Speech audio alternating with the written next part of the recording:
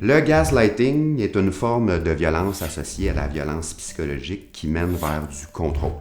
En termes cliniques, on parle au Québec particulièrement de détournement cognitif. L'expression un peu plus populaire, c'est lavage de cerveau. C'est un processus par lequel l'information est déformée ou présentée différemment par le gaslighter pour semer le doute dans l'esprit de l'autre, au niveau de sa mémoire, de sa perception ou encore de sa santé mentale. C'est un terme qu'on entend de plus en plus souvent. On pourrait croire que c'est nouveau, mais c'est un phénomène qui existe pourtant depuis longtemps et on considère que personne ne serait à l'abri de faire du gaslighting. Gaslighting, ça vient du film Gaslight qui date des années 40, dans lequel on raconte l'histoire d'un homme qui manipule sa femme pour lui faire croire qu'elle perd la raison, qu'elle devient folle, et pouvoir par la suite lui voler les bijoux précieux qu'elle a reçus en héritage. Donc dans le film, toutes les lumières de la maison baissent d'intensité chaque fois que monsieur allume des lumières au grenier pour se mettre à la recherche des fameux bijoux. Évidemment, madame se rend compte des changements d'intensité dans l'éclairage, tandis que monsieur, de son côté, nie tout. C'est un terme qui peut être utilisé dans des cas extrêmes, comme par exemple dans celui des sectes, où le gourou amène ses disciples à faire de lui le seul et unique référent. C'est le gourou qui va s'occuper de faire les choix de vie en général de ses disciples, comme par exemple au niveau des finances. Si on ramène ça dans un contexte de violence conjugale, c'est important de garder en tête que des cas extrêmes, il y en a aussi. La victime qui subit du gaslighting, avec le temps, peut en venir à développer de sérieux troubles de santé mentale, avoir des idéations suicidaires et même passer à l'acte. Comme la violence conjugale, le gaslighting, c'est un mécanisme de défense inadéquat qui mène vers une prise de contrôle sur l'autre, entre autres pour diminuer son anxiété, mais surtout pour protéger son ego, sans prendre en considération les impacts que ça peut avoir sur l'autre. Il y a d'ailleurs plusieurs chercheurs qui s'entendent pour dire que, comme tous les autres types de violence, c'est possible que tout le monde ait déjà eu des comportements de gaslighting, comme durant un conflit. On n'accepte pas le reproche, on trafique la réalité pour manipuler l'autre dans le but de protéger son propre ego. En gros, faire du gaslighting, c'est quoi? C'est de semer le doute dans l'esprit de l'autre en déformant les faits et parfois même la réalité. J'ai jamais dit ça. J'ai aucun souvenir d'avoir dit ça. Tu dis n'importe quoi. Tu t'imagines des choses. C'est dans ta tête. La personne qui fait du gaslighting peut utiliser à l'occasion des petits mensonges pour s'éviter des conflits qu'elle juge inutiles. Amener l'autre personne à croire qu'elle se fait des idées, même s'il y a présence de preuves concrètes.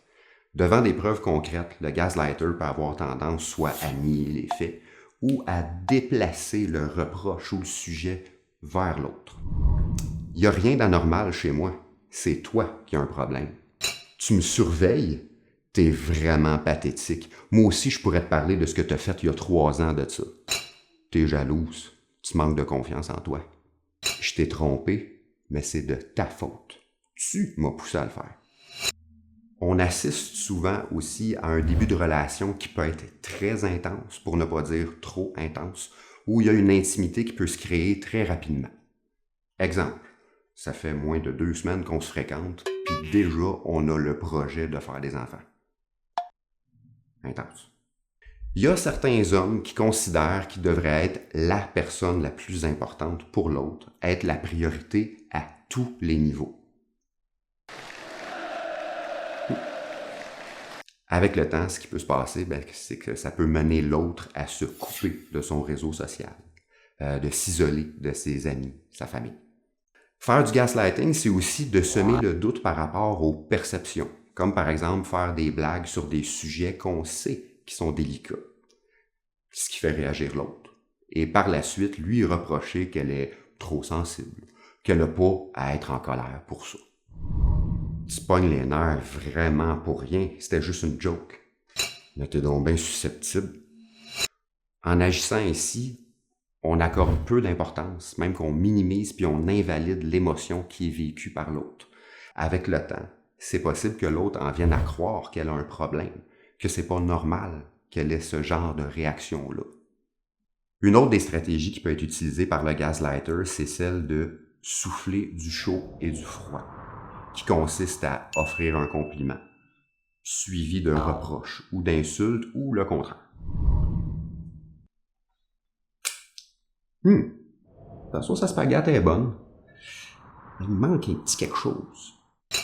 Ah, ta robe est jolie, mais tes cheveux... Je ne veux plus que tu textes à Patrick. Mais 2 heures plus tard, tu lui demandes de texter à Patrick parce que tu as besoin de conseils sur ta plomberie. C'est tous des exemples qui peuvent mener à déstabiliser l'autre, qui peuvent l'amener à se poser la question « Est-ce que j'ai bien agi ou pas? » Avec le temps, la personne qui subit du gaslighting peut en venir à croire qu'elle est la cause de tous les problèmes dans le couple. Donc, comme tous les autres types de violence, le gaslighting devient un vrai problème quand c'est répétitif, une dynamique, un pattern. C'est donc très important de le reconnaître, de reconnaître aussi les impacts que ça a sur l'autre. On t'invite donc à continuer d'appliquer le temps d'arrêt au besoin. Tu peux aussi visionner la capsule vidéo sur souffler le chaud et le froid, et aussi la vidéo de Fred et Marie. Puis toi, as-tu déjà eu des comportements de gaslighting? Dans quel contexte? Es-tu conscient de certaines de tes craintes ou de tes peurs qui pourraient t'amener à faire du gaslighting? Pense à ça, on s'en reparle en groupe.